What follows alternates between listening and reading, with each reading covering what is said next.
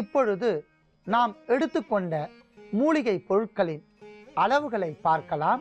துளசி 25 gram, வில்வம் 25 gram, நல்லெண்ணெய் 100 milli.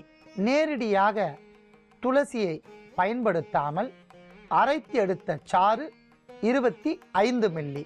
அடுத்ததாக வில்வத்தை அரைத்தெடுத்த வில்வ இலைச்சாறு 25 மில்லி. பொருட்களின் எடை விகிதாச்சாரத்தை மிகவும் நேரடியாக சேர்க்க வேண்டும். அளவிற்கு அதிகமாக சேர்த்தாலும் தைலம் பயன்படாது, குறைவாக சேர்த்தாலும் பயன்படாது. எந்த அளவிற்கு நாம் சாறை எடுக்கின்றோமோ அதே அளவிற்கு 2 மடங்கிற்கு நல்லெண்ணெய், வில்வ இலைச்சாரும் துளசி இலைச்சாரும் சேர்ந்து 50 மில்லி என்றால் நல்லெண்ணெய் 100 மில்லி. துளசி இலைச்சாரும் வில்வ இலைச்சாரும் 100 மில்லி என்றால் நல்லெண்ணெய் 200 மில்லி. இதைப்போல் கணக்கிட்டு தாராளமாக வேண்டுபவர்கள் செய்து கொள்ளலாம். முதலில் நாம் தைலம் காய்ச்சுவதற்காக 100 மில்லி நல்லெண்ணெயை நன்றாக காய்ச்ச வேண்டும்.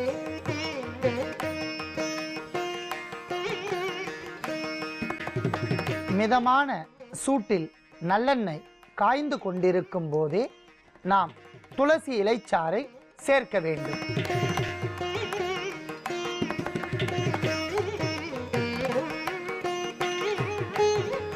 அடுத்ததாக வில்வ இலைச்சாறை சேர்க்கவும்.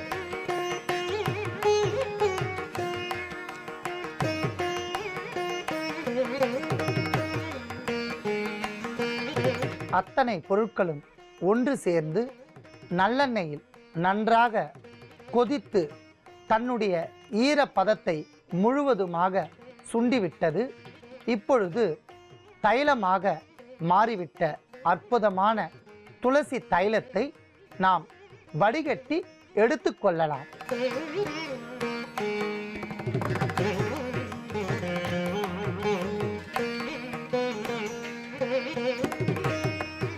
மிகவும் அற்புதமான நறுமணம், அதீத மருத்துவ குணம் நிரம்பிய இந்த தைலத்தை ஒரு பக்க தலைவலி மற்றும் அதிகப்படியாக இரு பக்கமும் சேர்ந்த தலைவலி மற்றும் காலை வேளையில் வருகின்ற தலைவலி இவற்றிற்கெல்லாம் ஒரு அருமருந்து.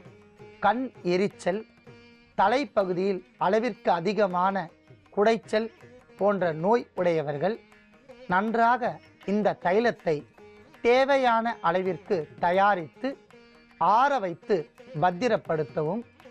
வாரத்திற்கு ஒரு முறை அரை முதல் 1 தேக்கரண்டி வரை, அதாவது 10 முதல் 15 மில்லி வரை தலைக்கு சூடு பறக்க தேய்த்து மறுநாள் காலை சேக்காய் தூள் கொண்டு இளம் வெதுவெதுப்பான வெந்நீரில் தலைமுழுகி வந்தால் படிப்படியாக தலைவலி குறையும். கண்களில் இருந்து நீர் வடிதல் என்கிற நோயும் மிக விரைவாக குறைந்துவிடும். அவன் அழகா தப்பிச்சு வருவான். உன் வேலை என்னவோ அதை மட்டும் பாரு. புதக்குழியா இருக்கிற பாதைக்கு போக வேண்டாம்னு சொல்றேன், நீங்க கேட்க மாட்டேங்கிறீங்களே. எல்லாத்துக்கும் கடைசியா ஒரே ஒரு வார்த்தை சொல்றேன் அத்தை, தெய்வம் கொடுக்கறத யாராலையும் தடுக்க முடியாது. தெய்வம் கொடுக்க மறுக்கிறத யாராலையும் கொடுக்கவும் முடியாது. தங்கதுரைக்கான தண்டனை ஆண்டவனோட கைவசம் தயாரா இருக்கு. முடிஞ்சா நீங்க காப்பாத்திக்கோங்க. பிரியாணி பாத்திரத்தில் நெய், கடலை எண்ணெய், பட்டை, மராட்டி மொட்டு, கல்பாசி, ஏலக்காய், பிரியாணி இலை, வெங்காயம், பூண்டு, முந்திரி, பிரியாணி மசாலா, தக்காளி, கல் உப்பு, மஞ்சள் தூள், கொத்தமல்லி, புதினா சேர்த்து நன்கு வதக்கவும். பின்னர் மட்டன், தயிர், சிறிது தண்ணீர் ஊற்றி கலந்து அதனுடன் சீரக சம்பா அரிசி சேர்த்து கொதித்த பின் பச்சை மிளகாய், புதினா சேர்த்து இறுதியாக தம் போட்டு இறக்கினால் சுவையான கொங்கு நாடு வெள்ளை மட்டன் பிரியாணி தயார். இப்போ உனக்கு கால் உடைஞ்சிருக்கும். தனோ, பார்த்து சூதானமா நடந்துக்கோ. இந்த வீடு பயங்கரமான காடு மாதிரி, யாரு யாரு அழிப்பாங்கன்னே தெரியாது. அக்கா, இப்ப நான் என்னக்கா பண்றது? யோசிக்கவே யோசிக்காத. உன் புருஷன் தலையில நறுக்குன்னு 4 கொட்டு கொட்டி சம்மதிக்க வச்சிரு, புரியுதா? சரிக்கா. முதல்ல அந்த வேலையை பாரு, போ போ. செல்வி எங்க போயிருக்கான்னு சொல்லு. அதான் நீங்க சொன்னீங்களேம்மா, அவங்க அம்மா அப்பா வீட்டுக்கு போயிருக்காங்க. கரெக்ட், அப்படிதான் சொல்லணும். சரி, சந்தோஷ்க்கு லெமன் டீ கொடுத்துட்டு உடனே வந்துடணும், புரிஞ்சுதா? சரிங்கம்மா.